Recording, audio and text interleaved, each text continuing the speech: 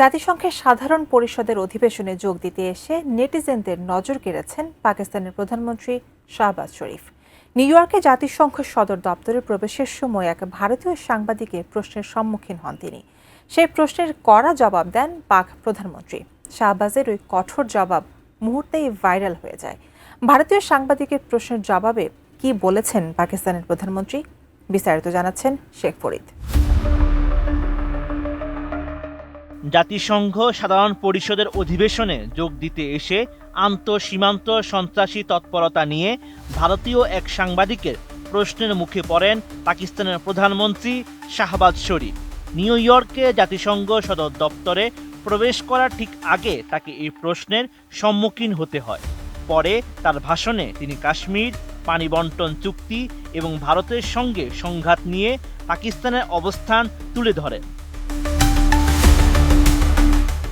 জাতিসংঘ সদর দপ্তরে প্রবেশের সময় ভারতীয় সংবাদ সংস্থা ANI এর সাংবাদিক পাকিস্তানের প্রধানমন্ত্রীকে লক্ষ্য করে প্রশ্ন করেন, প্রধানমন্ত্রী শরীফ, সীমান্ত পেরিয়ে চালানো সন্ত্রাস কবে বন্ধ করবে পাকিস্তান?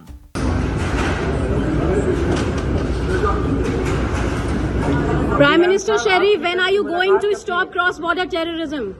আমি বুঝি নির্মাণের শিল্প, সালাম স্টিল বোঝে ডিউরেবিলিটি। সালাম স্টিল মোস্ট ডিউরেবল স্টিল। এই প্রশ্ন প্রথমে এড়িয়ে গেলেও প্রবেশ পথ পেরোনোর পরই পেছনে ফিরে সংক্ষিপ্ত জবাব দেন পাকিস্তানের প্রধানমন্ত্রী। ভারতীয় সাংবাদিককে কড়া ভাষায় শাহবাজ শরীফ জানান, পাকিস্তান সেই খেলায় ভারতকে হারিয়ে দিয়েছে। এই সংক্ষিপ্ত ভিডিওটি সামাজিক মাধ্যমে দ্রুত ছড়িয়ে পড়েছে।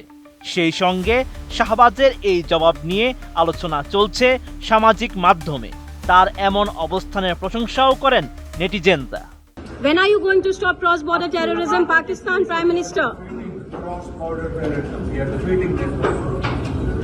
India is defeating you, Pakistan Prime Minister. চলতি বছরের শুরুর দিকে জম্মু কাশ্মীরের পেহেলগামে সন্ত্রাসী হামলার প্রতিশোধ হিসেবে ভারত অপারেশন সিঁদুর শুরু করে। পেহেলগামের সেই হামলায় 26 জন মানুষ প্রাণ হারায়। এরপর ভারত পাকিস্তান যুদ্ধে উভয় পক্ষের উল্লেখযোগ্য পরিমাণ ক্ষয়ক্ষতি হয়। যুদ্ধ পূর্ণাঙ্গ রূপ নেওয়ার আগেই উভয় পক্ষ অস্ত্রবিরতিতে রাজি হয়। জাতিসংঘ সাধারণ পরিষদে দেওয়া ভাষণে শাহবাজ শরীফ একাধিক বিষয় উত্থাপন করেন এবং পাকিস্তানের অবস্থান পুনর্ব্যক্ত করেন। এ সময় মার্কিন প্রেসিডেন্ট ডোনাল্ড ট্রাম্পের ভূয়সী প্রশংসা করেন শাহবাজ শরীফ। তাকে নোবেল পুরস্কারের জন্য মনোনীত করার বিষয়ে পাকিস্তানের অবস্থান পুনরায় উল্লেখ করেন।